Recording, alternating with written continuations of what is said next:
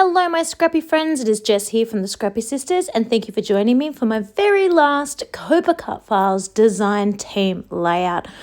I am taking a step back from the design team at COAPA Cutfiles as of this month. This is my very last layout for the design team, and it's a little bit bittersweet. It was this time 4 years ago that I started on the design team, and I have loved every single second of my time there. But I am overwhelmed with the workload that I am doing in my personal life with my work and my children, that unfortunately my scrapbooking is really not getting the attention or the time that it needs. And for that reason, I didn't want to be letting down the team. So I am taking a break from creating as part of the COAPA Cutfiles design team. So before I do though, I have got this amazing layout that I'm working on now. Over in our Katie and My Scraptember group, I was told about this trick of making your own wood grain paper. Basically what you do is you take some plain white paper, you score it in random places with your scoring paper, with your scoring board. Once you've done sort of some random scores, just random widths basically, so some skinny, some fat, widths apart. She suggested not to keep them symmetrical, so I just did mine wherever I wanted.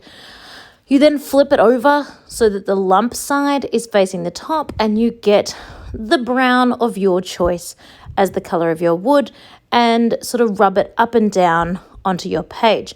Now, I only had one single brown in my entire collection of stamps, so that's the one I used. And you may have noticed while I was doing it that the entire, inside of my tiny little, the sponge that's covered in brown just completely bent and got stuck and then ripped off completely. So I ended up holding it in my hands and rubbing it up and down. Now, I was worried that that will have ruined the paper, but as I used it as backing for my tree, you can see that it definitely did not ruin the paper at all. In fact, it is so good that you wouldn't even be able to tell that it's not actual wood grain paper. I am so impressed with this trick, and I'm definitely going to be using it again. The person that shared it in our Scraptember group, I cannot remember her name, unfortunately. I will go and check in 1 second. She actually used it to do her entire background, so I'm very, very impressed. I just quickly popped over into the Scraptember Facebook group, and the lovely lady's name is Deborah Sarah Premont. So thank you so much for sharing that tip, and I would definitely be using it again. So now I am just connecting the little banner that came with this Echo Park collection that said boys. I am just sticking that to string because I thought it would look cuter, and I'm going to use that as part of my title. As you can see, I've got 2 photos that I popped up on Thickers to give a bit of dimension of my boys climbing a tree. You almost can't even see Tom because he's wearing a green t-shirt and he's sitting down, but he is in there. He's just a bit camouflaged. And I'm not really sure what the second part of my title is going to be at this stage. I know I want something else with the word boys instead of just boys, but I'm not really sure if I'm going to go with adventurous or monkey or crazy or something like that. I'm not really sure.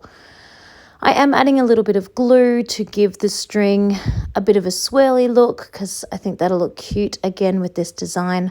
I also noticed later, so I stick these on after my photos, so not super helpful, but there are extra details on the cut file that I had kept safe. A little cross that goes onto the flag and a doorknob, and I'd put them off to the side to keep them safe because they're a little bit of a smaller piece, and then I completely forgot about them. So I have since added those myself, but I shouldn't have even told you because you don't even know about that.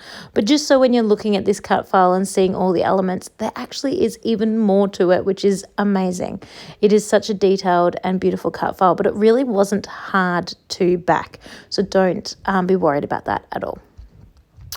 Of course, if you check out the description box down below, you will see a link directly to the COAPACutfiles.com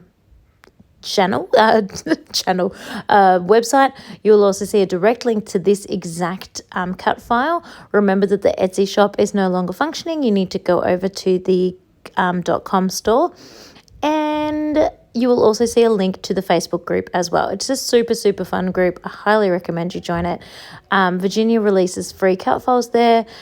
She also shares all the releases there, and it's just the place to be for all the little inside knowledge as well for any future sales and things like that. And I will definitely be sticking around in that group, sharing layouts and getting inspiration from all the amazing things that you create as well.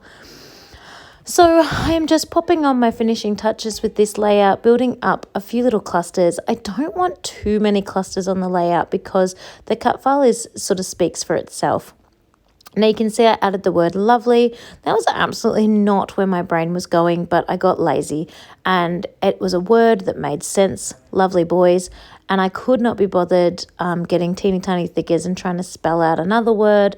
Honestly, I was just being lazy. So I liked the font. I liked the color black with it. It matches Jack's t-shirt. So I just put it on and I rolled with it the way it is.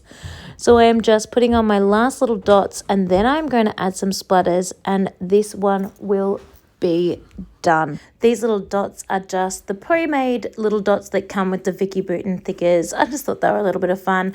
They're not actually enamel dots, so I shouldn't have called them that. They're like almost like puffy thickers.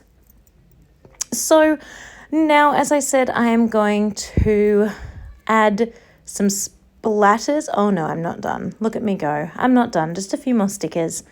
I do like that sticker sheet and I just decided to throw a few more bits and pieces on. And now I'm going to add some splatters. So I'm going in with some gold because you know I can't keep away from the gold. But then because I also put a black title, I'm going to put on some black splatters as well. I think that'll just tie in that little bit of black in the title and just give a little bit more of, just a little bit more color around the outside. I just really like it. And this one is complete. So thank you so much for sticking around with me and following along with this layout.